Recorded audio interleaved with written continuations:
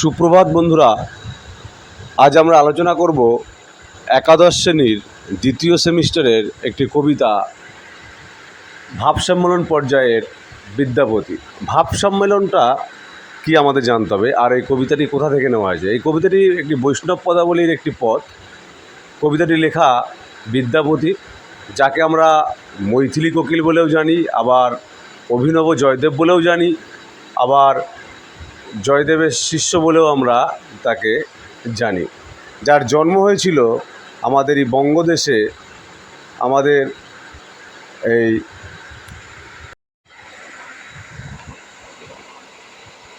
দ্বারভাঙ্গা জেলার মধুবনী পরগনার বিসফি গ্রামে এক ব্রাহ্মণ পরিবারে। তো তার যে রচিত পদগুলি, সেগুলি বৈষ্ণব পদাবলীর একটি অমর সৃষ্টি। আমরা জানি বৈষ্ণব পদাবলী রাধাকৃষ্ণ বিষয়ক প্রেমলীলা নিয়ে সাধারণত রচিত। তারই একটি পদ হচ্ছে ভাব সম্মেলন পর্যায়ের বিদ্যাপতির আমাদের পঠিত পদটি। তো ভাব সম্মেলনটা কি? ভাব সম্মেলন হচ্ছে গিয়ে, আমরা জানি যে মিলনের পূর্বে যে সম্মিলিত হয়ে যাওয়ার একটা আকাঙ্ক্ষা বা মনোবাঞ্ছা এবং তার দ্বারা যে ভাবের উদ্ভব হয়, সেটাকেই বলা হয় ভাব সম্মেলন। আমরা জানি সম্মিলন মানে হচ্ছে মিলন বা সংযোগকে বোঝায়।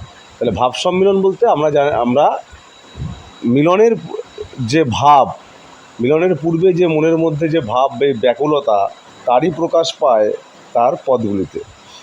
বৈষ্ণব পদাবলীতে পদকররা রাধা আর কৃষ্ণকে সাধারণত এক নারী পুরুষ চরিত্রে বা নায়ক নায়িকা চরিত্র হিসাবেই সাধারণত তারা দেখিয়ে থাকেন। সেখানে তাদের ভগবান বা ভক্ত হিসাবে দেখানো হয়নি, দেখানো হয়েছে প্রেমিক প্রেমিকা হিসাবে বা নায়ক নায়িকা হিসাবে। তো আমরা আমাদের পথিত পথটিকে আলোচনা করব। তো পথটি প্রথমে শুরু হচ্ছে, কি কহিব রে সখী আনন্দ। তো রাধা তার সখীকে বলছে সম্বোধন করে যে আমার আনন্দের সীমা, ওর মানে হচ্ছে সীমা, সখী আমার আনন্দের কোনো সীমা নেই, আমি তোমাকে কি বলবো। চিরদিনে মাধব মন্দিরে মোর। তা চিরদিন ধরেই মানে চিরকাল যাবজ্জীবন মাধব মানে হচ্ছে, এখানে কৃষ্ণের কথা বলছে যে মাধব সে আমার মন্দিরের মধ্যে রয়েছে। মন্দির বলতে এখানে তার অন্তরের মধ্যেই যে মাধবের বাস, সেটাই সে প্রকাশ করছে। পাপ সুধাকর যত দুঃখ দিল, সুধাকর মানে আমরা জানি শশী বা চাঁদ। তো বলছে পাপী চাঁদ আমাকে যে পরিমাণ দুঃখ দিল, প্রিয়া মুখ দর্শনে তত সুখ ভেল। যে প্রিয়ার মুখ দেখে, মানে কৃষ্ণের মুখ দেখে রাধা বলছে যে আমার সেই যত দুঃখ চাঁদ দিয়েছিল, তত দুঃখ আমার ঘুচে গেল। মানে এখানে চাঁদকে বলার কারণ হচ্ছে গিয়ে যে মিলনের পূর্বে যে রাত্রে তার যে মনের অবস্থা, ব্যাকুলতা, যে কষ্ট, সেটাকে দিয়েছে চাঁদ দিয়েছে, রাত্রিকালীন সময়টাকে বোঝানোর জন্য এখানে বলছে। আচর ভরিয়া মহানিধি পাই। আচর মানে আঁচল, বলছে আঁচল ভরে যদি আমি মহানিধি, মহাসম্পত্তি, মূল্যবান ধন যদি পেয়ে থাকি, তব হাম পিয়া দূরদেশে না পাঠাই। বলছে তবুও আমি আমার প্রিয়াকে দূরদেশে পাঠাবো না। মানে প্রিয়াকে বিচ্ছিন্ন করে, কোনো সম্পত্তির বিনিময়ে প্রিয়াকে থেকে বিচ্ছিন্ন হয়ে সে থাকতে পারবে না, তাই বলছে। শীতের ওড়নি পিয়া গিরিশির বা, বলছে শীতকালের সে ওড়না, সে শীতকালে সে কম্বল বা ওড়না হিসেবে ব্যবহার করেছে। পিয়া গিরিশির বা মানে গ্রীষ্মের বায়ু, বরিশার ছত্র বর্ষার ছাতা, পিয়া দরিয়ার না। পিয়া হচ্ছে সমুদ্রের নাও, যার দ্বারা সমস্ত সমুদ্রকে যেমন অতিক্রম করা যাবে, বর্ষায় যেমন ছাতা বর্ষা থেকে রক্ষা করবে, শীত থেকে অরণ্যি রক্ষা করবে, গ্রীষ্ম থেকে বায়ু রক্ষা করবে। তাহলে সেই প্রিয়া হচ্ছে তার এই বিকল্প স্বরূপ, তার জীবনের একটা অবিচ্ছেদ্য অঙ্গ হয়ে গেছে। ভনয়ে বিদ্যাপতি শুনহ বড় নারী।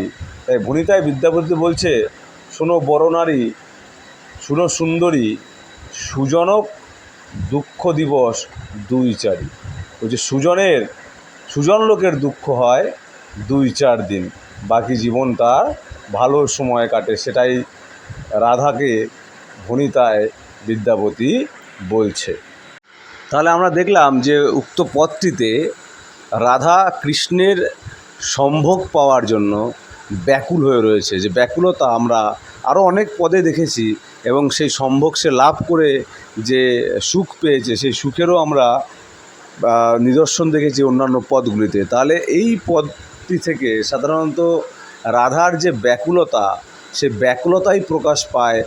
সেই ব্যাকুলতা থেকেই আমাদের একটা বড় প্রশ্ন এখানে হতে পারে যে ভাবসম্মেলন পর্বে রাধার চরিত্র বর্ণনা দাও, বা রাধা চরিত্রের যে ব্যাকুলতা প্রকাশ পেয়েছে তা নিজের ভাষায় আলোচনা করো। এটি আমাদের একটি গুরুত্বপূর্ণ প্রশ্ন এই পদটি থেকে। আশা করি পদটি সবার পাঠ করতে খুব ভালো লাগলো, এবং এর থেকে যে গুরুত্বপূর্ণ প্রশ্ন, সেই প্রশ্নগুলো সবাই ফলো করবে। তাহলে অবশ্যই সেখান থেকে এই নতুন সিলেবাস যেহেতু, এবার সেখান থেকে যে প্রশ্ন হওয়ার সম্ভাবনা। বন্ধুরা, ভিডিওটিকে ভালো লাগলে অবশ্যই এই প্রশ্নটিকে চ্যানেলটিকে তাহলে সেই সাবস্ক্রাইব করবে, কমন ফলো করবে, লাইক করবে এবং অনেক অনেক